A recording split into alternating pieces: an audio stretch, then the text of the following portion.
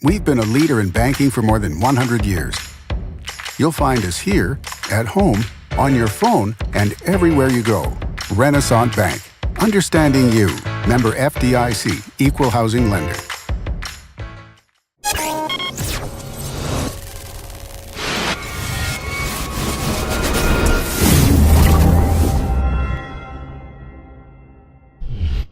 Sponsored by Renaissance Bank. Good morning, Northeast Mississippi. This is Newsbreak for Wednesday, September 13th. I'm Brad Locke, and thanks for joining us. And just a reminder that Newsbreak comes to you each weekday at 7 a.m. You can watch it on djournal.com, Facebook, YouTube, or the Daily Journal's mobile apps for Apple and Android devices. I'm going to spend the next few minutes looking at news, sports, and weather for Northeast Mississippi. Let's start with the weather forecast for today. You're going to see rain with a high of 72, low of 59. The chance of rain is 60%. The 3-day outlook, partly cloudy on Thursday with a high of 84, low of 63, just a 10% chance of rain. Friday, partly cloudy with a high of 87, a low of 66, a 10% chance of rain. And Saturday, partly cloudy again with a high of 87, low of 67, 20% chance of rain. Let's take a look now at some of the top stories from the Daily Journal and djournal.com on this Wednesday. One state senator is questioning changes that are being made to the way Mississippi provides its monthly revenue reports. Earlier this month, the State Department of Revenue announced it would no longer make public its monthly report of state tax collections. Instead, the Legislative Budget Office said its staff will provide the report in a simpler format with more information. But State Senator Hob Bryan said he does not understand why the Department of Revenue would not continue to provide information on state taxes. It is the agency responsible for collecting and compiling that information. Bryan said he believes the change is an effort by the legislative leadership to control the flow of information to the public. But Lieutenant Governor Tate Reeves said there is no malicious intent. He said the new report will provide taxpayers with access to all revenue data in a concise and easy to understand format.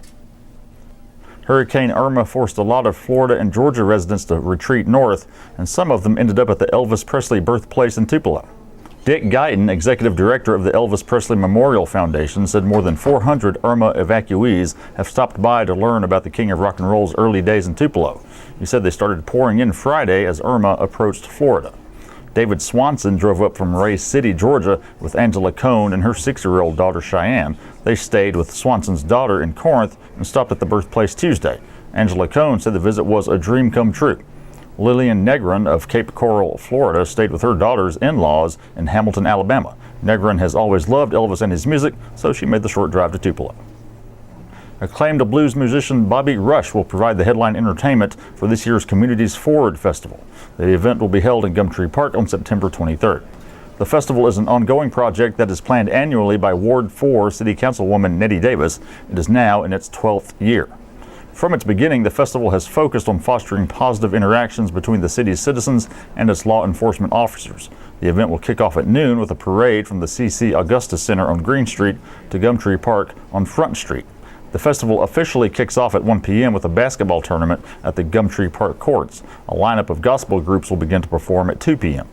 Members of the fire and police departments will engage in a lip sync battle at 5 p.m. An evening lineup of bands begins at 5:35 and culminates with the performance by Rush. And in sports, Pontotoc football player Cole Smith has been selected to play in the Under Armour All-American game, and he was given his honorary jersey during a ceremony Tuesday. Smith, a 4-star offensive lineman, is committed to LSU. He's led the Warriors to a 4-0 start and helps lead an offense that's averaging more than 400 yards per game.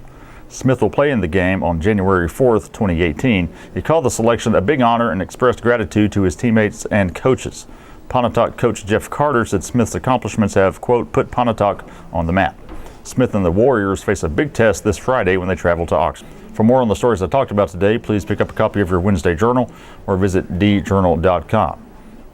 Just a reminder that the Daily Journal is hosting a mega job fair on September 19th from 9 a.m. until 3 p.m. at Building 5 of the Tupelo Furniture Market. So come check out the biggest and best job fair Northeast Mississippi has ever seen. And if you can't make it, visit djournal.com on that day for our simultaneous virtual job fair. That's it for Newsbreak on this Wednesday. I'm Brad Locke. We'll see you next time.